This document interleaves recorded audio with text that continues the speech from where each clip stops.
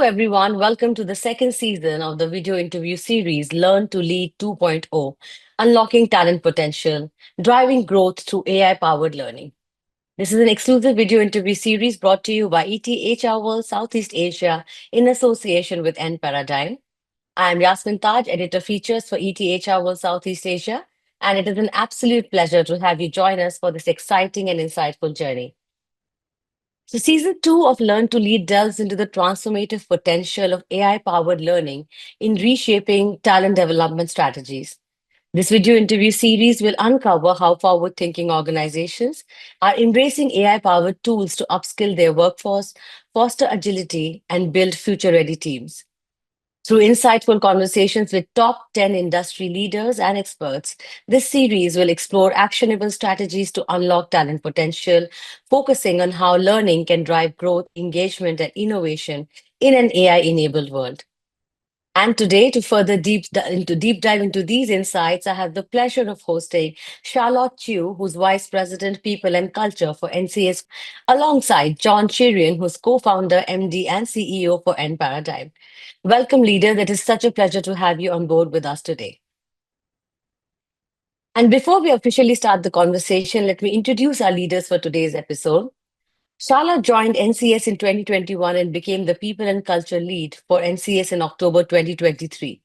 She spearheads a passionate HR team responsible for architecting and supporting NCS's people-powered future, partnering closely with business leaders to champion the people agenda that helps NCS to advance communities. Moving on to John now. John is passionate about harnessing the power of purpose driven business to create meaningful impact and leveraging learning to enhance both people and organizations. As a key driving force at Enparadigm, he focuses on simplifying complex challenges by integrating business insights, innovative learning methodologies, and user centric design into cutting edge technology driven learning platforms. John's vision is centered on making businesses and individuals better through purposeful and transformative solutions. So, once again, a big thank you to you, Charlotte, and a big thank you to you, John, for joining us for this interview today. We are excited to hearing some very insightful perspectives from your view. So, let's start with something interesting. And, Charlotte, I'm going to ask you a Yeah. few rapid fire questions today, and we would love to hear your answers in one short sentence if possible. So, shall we Mhm. begin with that? Yeah, let's do that. All right, let's do that. So, if AI had a superpower, what would it be in unlocking talent potential? What superpower can AI use for talent? One word, I will call it activator, right? And why I use the word activator is because, it's meant to activate me. For example, when I have a learning due, I need to do a lot of things. I have a lot of emails to clear, a lot of meetings to go to. It's to activate me to prioritize Mm, and do the things that are important. yeah, that's interesting. Good word, activator. So, the second question for you, Charlotte, is what is that one word that you would use to describe the future of learning with AI? I would use the word unbounded. If I can create the word unbounded, right? So we tend to hear the word about boundaries, how you don't want to set yourself boundaries and be restrictive, right? Yes, So I would see that AI plays a big role in making sure that we extend our boundaries all the time, right? yeah. Because the how we learn and how we actually activate our own learning and how we improvise even as we learn is very important, right? But I don't want to be bounded, right? So I will use the word unbounded. I love that. I love that. Yeah, you adding new words to our dictionary. I'm liking it. So it's about actually making learning very so accessible that there are no boundaries there. So thanks for Yeah. sharing that. Interesting. So activator and unbounded. Interesting take. John, let's come to you with a rapid fire question too. Which skill would you call the MVP of tomorrow's workforce? I think the skill of being able to quickly prototype and come out with a concept and make your stakeholders understand what you're trying to build. Okay, interesting. All right. That's a very agile skill, if I may say that, how quickly can you prototype, how quickly can you present the case and, make your stakeholders buy that concept for you. So thanks for sharing. Also, John, if your organization's talent strategy had a tagline in the AI age, what would that be? It is innovation for the future of work. Lovely. innovation for the future of work. That's great. So, on that note, it's now time to start and deep dive into the theme of today, which is unlocking talent potential, driving growth through AI powered learning. So, Charlotte, I'd like to come to you again. Since NCS is at the intersection of cutting edge technology and community advancement, in such a high tech environment, how are you ensuring that your talent strategy cultivates human centered capabilities like adaptability, collaboration, and critical thinking? Yeah. Thank you for your question, Yasmin. So exactly what you mentioned, right? We are at the intersection, right, of Yeah. technology and advancement, right, in this environment that we're in, and how we ensure that our talent is able to not only adapt to it but to respond to it is firstly is in their own investment, right? So I think investing in our people, investing in talent is critical here, right? And when Yes. we invest in our people, we want to invest what I call as the skills that will be relevant for them today and tomorrow, right? I think it's probably in nearly every organization today, enabling our people in AI is of top priority. But at the same time, how do you also continue to build capabilities and skills that are central to the business that we're in, central to the functions that people have been hired to do? I think that kind of learning, that kind of development still continues to play a part. So, how we ensure that is that we do have early careers programs for our students who are joining us Mhm. from the universities, right?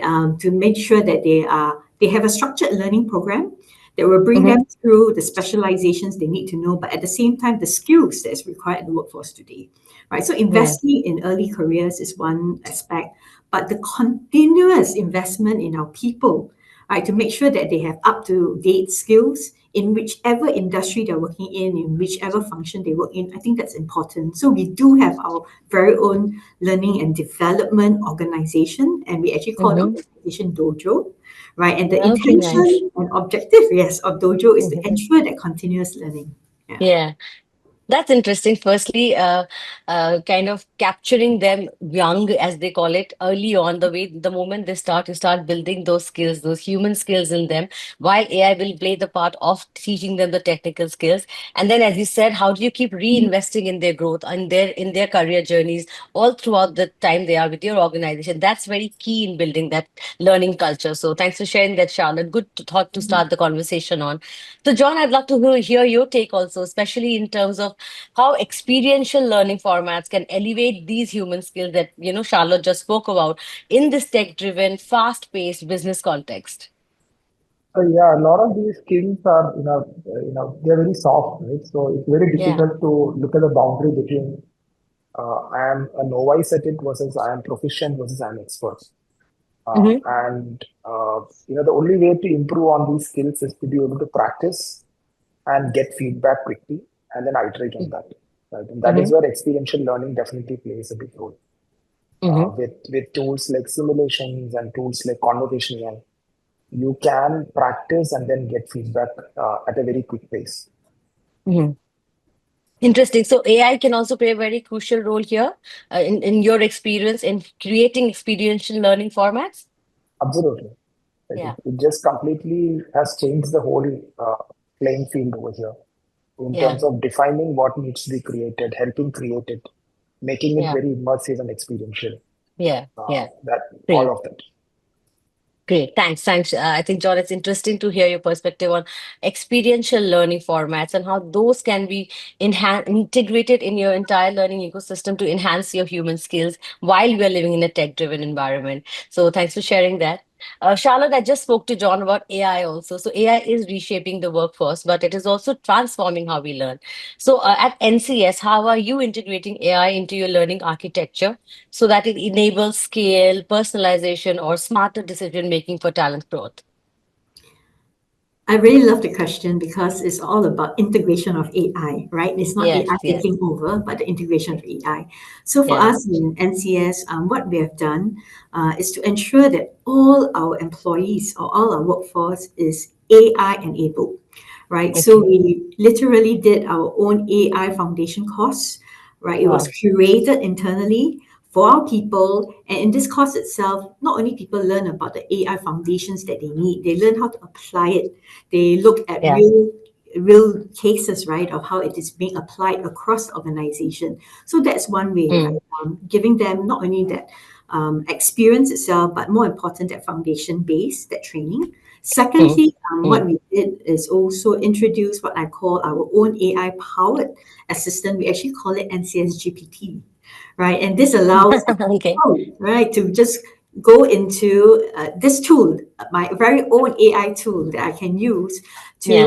to really Yeah. boost my productivity, right? And to understand, what's going on in the organization, what help I need, what are the resources I require. And the beauty of having this in-house is that the response that come back is usually what I call context aware responses, right? Mm-hmm. Not only is it context aware, or I mean, very much in all AI tools, you have task automation, you have real time insights, and most important, I think it's very fundamental for us. Also, it's about security, right? When you Yes. have your in-house AI tool, there is an enterprise-grade security that is actually very crucial for us. So Yeah. these are two components, and if I can just dwell on the third component, is how do we continue to integrate AI? Is that we never do it alone. We do Mm, collaborate across the ecosystem. So we do have mm-hmm. like-minded partners that we work with, right, in the environment, in the external ecosystem that we work with, right, so that we are continuously leveraging on each other to upskill. Yeah, so Yeah. that's how we do it here. Yeah. Interesting, I think. Firstly, as you said, having AI get integrated at the foundational level, so everybody understands AI and everybody is comfortable using AI. Secondly, creating your own tool. Now, that's a very interesting take because in times when there are multiple tools available, data security, cyber security becomes a huge concern. And the kind of data you feed is the kind of data you get back. So then, when you have your own system, I think that makes it very safe and secure and, in fact, personalized for your users as well.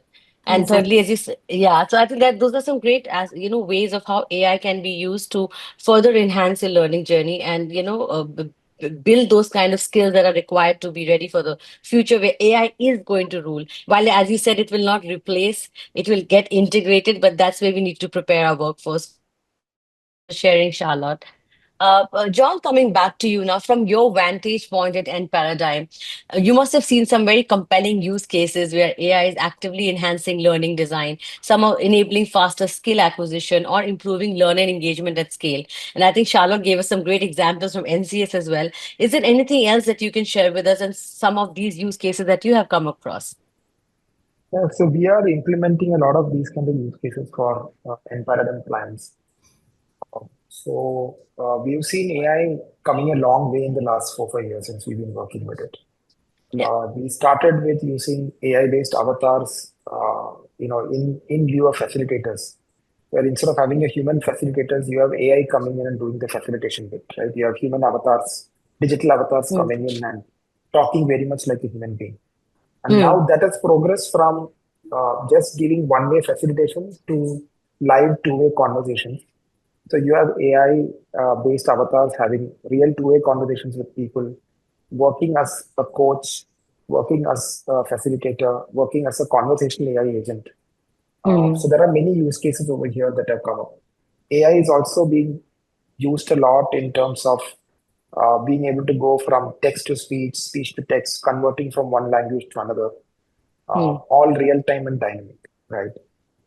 So the entire experience in a learning is now very different. You can make it a lot more immersive. You can make it a lot more human and natural. One of the major challenges in the learning experience, typically, especially in the digital solution, always is, that human beings are not very keen on learning from a mechanical or an electronic device, right? They want human connect, right? Now AI is used coming to bridge that gap. oh, interesting. Yeah. But that will be interesting to know how far can AI be taken in bridging the gap between the humans teaching humans or AI teaching humans. I think that's something we need to see. That's a great, I think, enabler in terms of that will empower your learning systems. And yes, have some human interaction also somewhere embedded in it. I think that will be a great combination. So thanks for sharing that example, John. Charlotte, I think you just spoke about how you have adopted AI-powered learning approaches and But one thing that remains critical when you're doing so much in terms of AI and integrating it into entire system, it's the impact and the ROI, right? So how are you measuring this impact, whether it's in terms of business performance, workforce agility, talent retention, productivity? So what success metrics matter most to you at NCS? I think first and foremost, it's what I call career growth, Mm. right? So with AI being part of the suite of things they have access to today, are they growing in their careers? Are they growing in their learning? Are they growing in their knowledge, right? Are they doing work in a different manner, right? Are they contributing back, right, in what I call exponential ways, right? So to me, one is all about growth, right? Career growth, Yeah. personal growth. I think another aspect that I would see is what I call exactly that agility, right? Mm. Agility to move into new roles, right? So Mm. today I've been doing this role for the past 1 year. Am I ready Yeah. to rotate into something different, right? It might be uncomfortable at one point in time, but because I do have tools that I've learned, right? I've added capability. I'll be brave enough to make that move, make that rotation. So I think one aspect is the agility to move, right? Yeah. And at the end of the day, if I'm growing my career, I can rotate in my careers, then that also will lead then to engagement, right? So Yeah. one key metrics is, do you see an increase in engagement in your people, right? Because you're offering them Yeah. a suite of things that they can get access to, right? Is the engagement increasing? So I think that's Mm. an engagement we naturally know also leads into retention, right? So it's all correlated actually. Yeah, Yeah. Yeah. And that does impact business performance eventually too, right? So I for think if sure. you have an agile workforce, more productive workforce, they are more engaged, that will impact your business numbers also at the end of it. So that's how the metrics can kind of lead to the kind of ROI I think that your business is also expecting from these initiatives. Yes, exactly. Yeah, great. Great. Thanks, Charlotte. Thanks for sharing that. So, John, according to you now, based on your experience of working with so many organizations, what frameworks or indicators would you recommend organizations should use to assess the ROI of AI-led learning programs, especially when balancing short-term business goals with long-term capability building? The framework for evaluating ROI has not changed, right? We Yeah. always are using a curve-patrick approach, Mm, starting from engagement to retention to improvement in skill scores to shifting behavior to business impact. Right? So that continuum mm, still stays the same. mm. What Yes. probably has changed is the experience itself, right? And Mm, how mm. close we can get to the business context, and how closely you can model real world situations and scenarios. In our experience, Mm. now clients are asking for a lot of, they want their real world scenario situations to be modeled very closely so that learners are able to understand how to respond to those situations uh, based on the organization or the function's expectation. Right. So that's really what has changed now. Yeah, I think that's a great point, I must say, because in terms of ROI, as you said, the frameworks remain the same. But how quickly are you about to, can you model those to meet your business goals and align them and be that agile to keep aligning them according to your business and the way it's headed towards and what it is headed towards? That's going to be interesting to see, and that's the real ROI. So thanks for sharing that, John. Coming to the last question for this interview, actually, and we're trying to kind of crystal graze a bit into the future with your own strategies. So, Charlotte, looking ahead, which three Mhm. strategic L&D capabilities do you believe HR leaders must invest in today to future-proof their organizations for the decade ahead? Yeah, thank you. Yasmin, I was just thinking quite a bit about this. I Yeah, don't think by crystal gazing alone, probably will give me the answer. I probably will look yeah, backwards, where we are today and also frontwards, right? yeah, And what yeah, I see is that we have this conversation on AI. So I think, yes, AI skills, right, and understanding how you can leverage on it is a necessary and probably non-negotiable skill today. Right. absolutely. So that's definitely one strategy that you need to have, right? Where you have it as AI enabled strategies. But secondly, I find that we do have a core job, a core function, industry that we're in. So having the industry skills, having that functional skills, continue to get better at it and building on it is still important, right? As much as I leverage on Yeah, AI, but I leverage it together with a core skill, right, that I continue to yeah, be very good at and just get better at it each and every day and each and every milestone.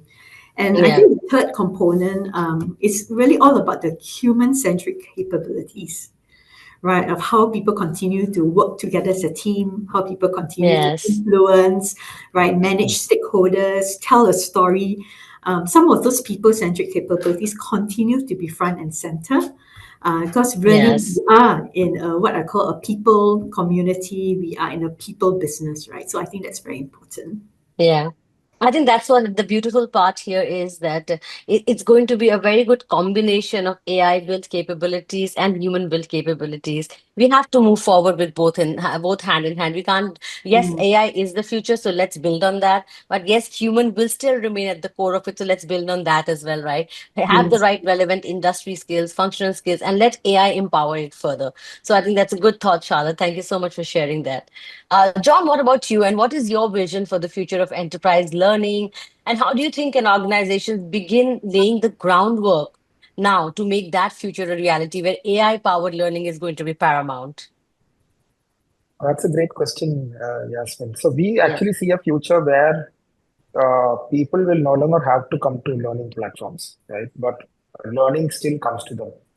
So Yeah. today, a lot of your learning experience are still moderated by a platform where people come, they go through pathways, they go through content, and they learn from that, right? And in a sense, Absolutely. it is about stepping outside your core work into a learning environment, right? But a lot of the learning in the near future is going to happen where uh, AI agents directly plug into communication, collaboration, and productivity tools like Yes. like Zoom, Teams, or any of your call center software, etc., etc. Directly evaluate the way you're communicating, the way you're collaborating, the way you're analyzing data, etc., etc., and then give you real-time feedback on your performance, right? Mm, mm. So it's going to be very much like a co-pilot, a performance co-pilot, right? And we see that happening, as near as next year, right? Okay. So that's really I wouldn't even say it's a long-term mission. It's something that's going to come in enterprise learning very, very quickly. Okay, so basically what you're saying is AI will become like a co-pilot in performance. So it will evaluate performance, it will enable learning, it will act as that enabler, to help employees remain future relevant. Is that how Absolutely. is the role? Yeah, yeah, Absolutely. So let's say that you're, for example, a big bank, right? And yeah. you have a way of building rapport with your customers. And you have a way in terms of how you pitch your products to your customers, right? And you kind of Hmm, define that. Now, how do you hmm, align every new banker who walks in to that approach, right? hmm, So hmm, that's where hmm. AI is going to help you. You can define that process, put it into an AI agent, and have the Hmm. agent listening into the calls and meetings of your banker, and then give real-time feedback to them then and there. Right? Nice. Yeah, Yeah, yeah. I think that's the kind of future looking theory we need to work on, where AI actually does so many things real time, which usually we tend to kind of delay and put aside at times also. So if that can be taken care of while we are automating a lot of other tasks, but if we can have real time feedback, real time performance assessments happening, and then AI kind of recreating and re-engineering your learning journey accordingly, that is going to be the future. So great thought. Thank you for sharing that, John. Well, so on that note, I think that was all the time we had for this video interview. But Charlotte and John, thank you so much. It was really, really insightful to hear your views today. I think your perspectives offer a clear roadmap for organizations to embrace AI driven learning, which is the future, and empower your workforce and navigate the future of work with confidence. Businesses are changing at the slip of a second these days. So we have to be that agile. We have to build our teams to prepare to kind of respond to these changes. And that's going to be very, very critical. And AI can play the role of an ally here, the role of an enabler here, an activator here, as Charlotte had said in the morning, in the beginning. So thank you so much. I think your expertise will inspire all leaders to reimagine talent development as a transformative force in business innovation and growth. So thank you so much once again, Charlotte and John. It was a pleasure speaking to you. Thank thank you, you. Yasmin. Thanks. Thank you. Thank you. And also a heartfelt thanks to our viewers for joining us for this episode of Learn to Lead 2.0, Unlocking Talent Potential, Driving Growth Through AI Powered Learning. This was brought to you by ETHRWorld Southeast Asia and Enparadigm. Stay tuned for more such engaging episodes. Until next time, take good care of yourself and goodbye.